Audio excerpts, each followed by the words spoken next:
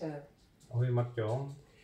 Chtěla bych se tě dneska zeptat, jak tebe Bůh zachránil? Tak to je takový dobrodružný příběh, protože jsem vlastně o Boha nestál, ale mám kamaráda z dětství, který mi o něm vyprávěl a já jsem prostě neměl zájem a trvalo to 3 měsíce a on pak vlastně v jednu chvíli mi řekl takovou větu, když řekl, jak ty, tak chytrý člověk můžeš odmítat něco, co neznáš a to mě dovedlo k tomu, že jsem se rozhodl prostě navštívit místo, kde se scházejí prostě křesťani a slyšel jsem tam zvěst, která byla v tu chvíli pro mě důležitá a druhý den na ubytovně v Praze, když jsem skončil práci a zavřel za sebou dveře kolem 5. hodiny odpoledne, tak jsem najednou věděl, že prostě v té místnosti je se mnou Ježíš. Fyzicky jsem ho neviděl, ale vnímal jsem,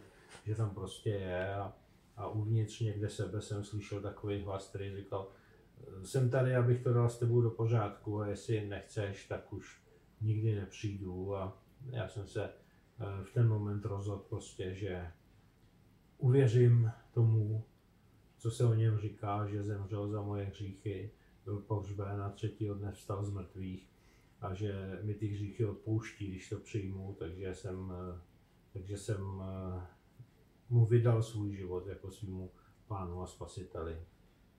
Skvělý, děkuji.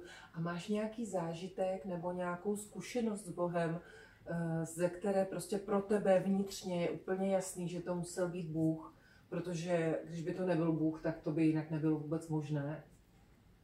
No, tak jedna z nejsilnějších věcí, samozřejmě bylo velké množství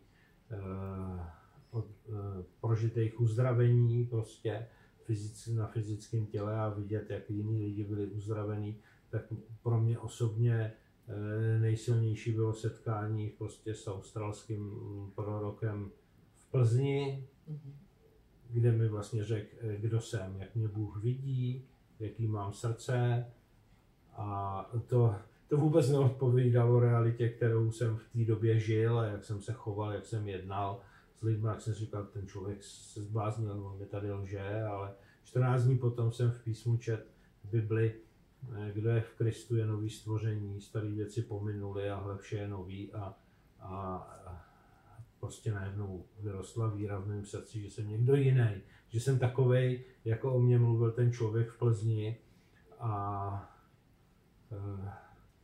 nastal takový proces proměny, kdy Bůh prostě vlastně mě proměňoval a ty špatné věci šly pryč a začal se objevovat ten nový charakter a projevovat a já jsem prožil úplnou změnu a hlavně jsem prožil teda svobodu, totální svobodu od okolností, od toho, co kdo o mě řekl, co si o mě kdo myslí, prostě jestli jsem oblíbený nebo nejsem oblíbený, protože Ježíš najednou dal úplně nový smysl mému životu, když mi ukázal, kdo jsem. Takže to byl asi nejsilnější můj osobní prožitek s Bohem. Děkuju.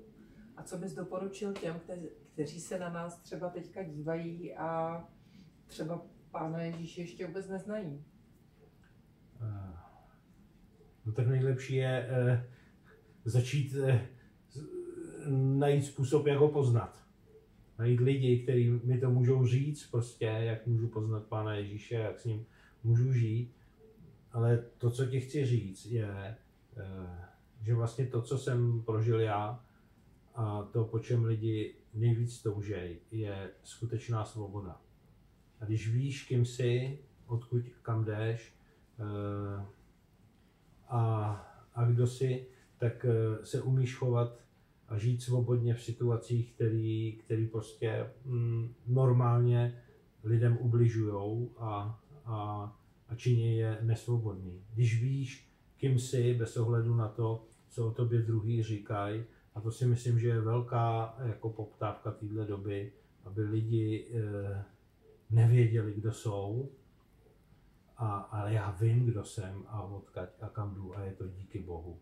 Takže najděte někoho, kdo vám řekne o tom, jak můžete poznat Pána Ježíše, a aby mohl přijít do vašeho života, aby ho mohl změnit, aby vám mohl odpustit hříchy, abyste prožili jeho lásku a přijetí, protože Ježíš vás má rád. Já myslím, že ho můžete požádat i osobně, v modlitbě, anebo nám napište pod tohle video, můžeme se spojit a třeba to spolu probrat. Tak děkujeme za pozornost, mějte se krásně. Ahoj.